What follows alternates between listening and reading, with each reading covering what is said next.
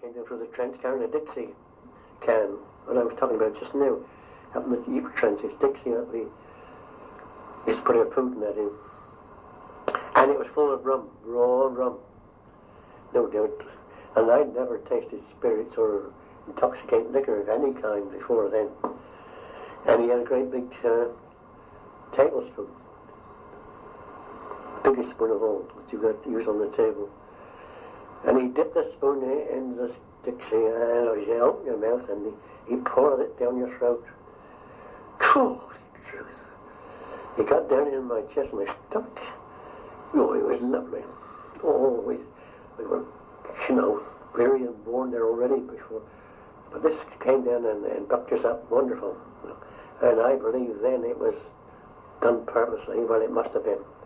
Because the whistle went just after, and up we went over the top. Bayonets fixed. And we had Millses and grenades in our pockets. We had extra bandolier of ammunition across our shoulders, and our ammunition pouches were full right up, and the rifle magazine was full up. One up the spout, as they said, one up ready to fire. And right in front, as I got on the top, there was a great big crater, and I went right down into it. And I ran on the bottom, I was going up over the other side, and I heard the machine guns. And I could tell it was Jerry's, and they were coming along the top. And he seemed to be coming one to each side, like a pair of scissors. And as he passed over the top of my shell hole, I could hear them. They were close to the ground and sizzling along, cracking along, like crackle. I nipped out of the shell hole and I jumped, run forward, and there was another one. And I found that there were shell holes all the way around. Right, left, forward. Great big craters where shells had blown at the earth, sky high.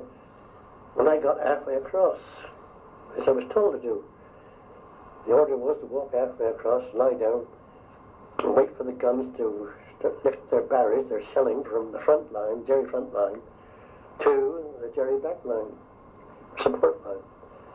And we, honestly, I did at least think, I thought I could, Lord, there's nothing in Jerry front line after what they've been receiving for the last 2 days. But there was. And these two machine guns. And they were mowing their troops down right and left. You see, we had some youngsters came up. Well, I could say youngsters, I was a youngster myself. But some new ones that hadn't, for the first time, come up to the trench to war. And they were told to walk across, and they started to walk in and out amongst the shells, around. Of course, they silly buggers, oh God, Lord, they went down galore. Anyway, I saw old Beaky there, regimental sergeant, or company sergeant major, catch the blasters. He had bullets right across his chest, I think, because the ammunition in his pouches caught fire. And he was dead before he checked out. Pity, because he was really a good soldier, and he never showed any fear. Anyway, I went on, as I said, and got halfway and dropped into a big crater, and there was two of our chaps there. One had a great hole in between his two shoulder blades, a great piece of shrapnel, steel, had gone right in, smashed right into his body between his shoulder blades. But he was dying fast. No hopes for him. The other chap, he stopped some bullets, and there was no hopes for him, although he lingered on until dark almost. This was 3:30 in the afternoon, and he was crying for his mother. Bloody shame of it. No, I couldn't do a thing for him. No, he had 4 or 5 bullets in him. So he eventually died just on coming in dark, and I was afraid if he started shouting too loud that Jerry would hear us from the trench, because we were close to his trench. And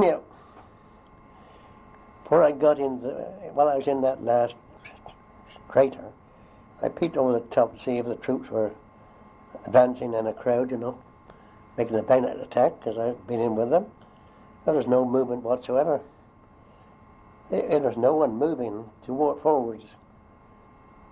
Stretcher bearers were going around, but anyway, after dark, I walked back. I got back into my own trench, and it was empty. And then I walked along a bit, and I met the corporal or sergeant. He said, "Where do you come from?" I said, "D company up in front." "Where's the rest of the company?" I said, "Well, there are killed, wounded, or they're back here."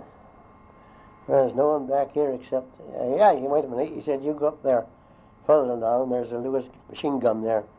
You join that lot for the time being, will you?" Right. But a mistake was made, you see.